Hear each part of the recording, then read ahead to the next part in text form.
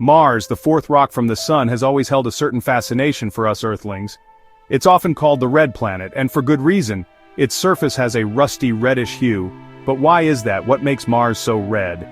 The answer lies in a mineral called ferrihydrite. Ferrihydrite is an iron-rich mineral. It forms in specific conditions.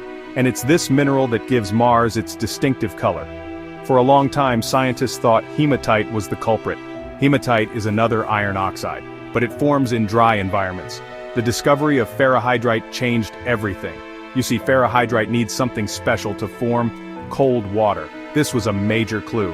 It suggested that Mars, despite its current arid state, might have once been a much wetter place. Imagine that, a Mars with rivers, lakes, maybe even oceans. The presence of ferrihydrite hints at a past where water flowed freely on the Martian surface. This was a game changer in our understanding of Mars. It wasn't always the dry, dusty planet we see today. The red dust whispered tales of a much different past.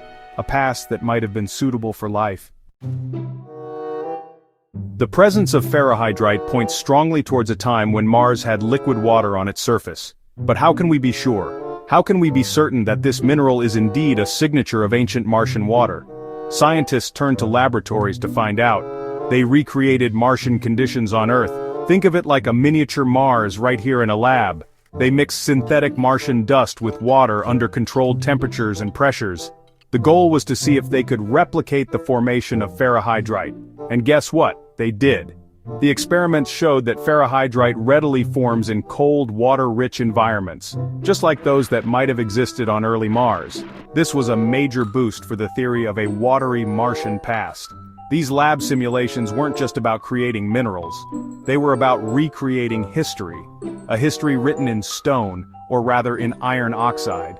They provided crucial evidence that liquid water, essential for life as we know it, once played a significant role in shaping the Martian landscape. Lab experiments provided compelling evidence, but the real test lay in examining actual Martian rocks and soil, and that's where space missions came into play. Data from various missions, particularly those by NASA and the European Space Agency, ESA, have been instrumental in this scientific detective work. Orbiting spacecraft equipped with spectrometers have been studying the Martian surface for years. These instruments can identify minerals based on the way they interact with light. The data they beamed back to Earth confirmed the presence of ferrihydrite in various regions of Mars. But the story doesn't end there.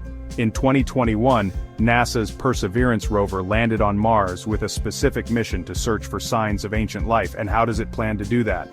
By analyzing the composition of Martian rocks and sediments, with a particular focus on minerals like ferrihydrite. Perseverance is equipped with a suite of advanced instruments that allow it to drill into Martian rocks, collect samples, and analyze their mineral content. The rover's findings are expected to provide even more detailed insights into the conditions under which ferrihydrite formed on Mars.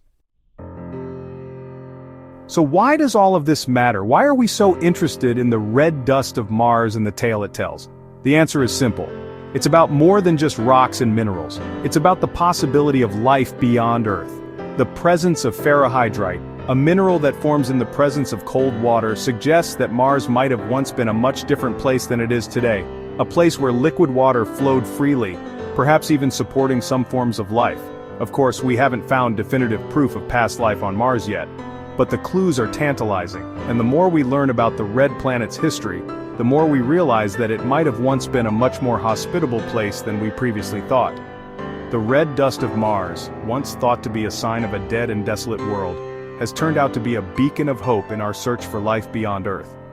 It's a reminder that even in the most unexpected of places, the universe can hold incredible surprises.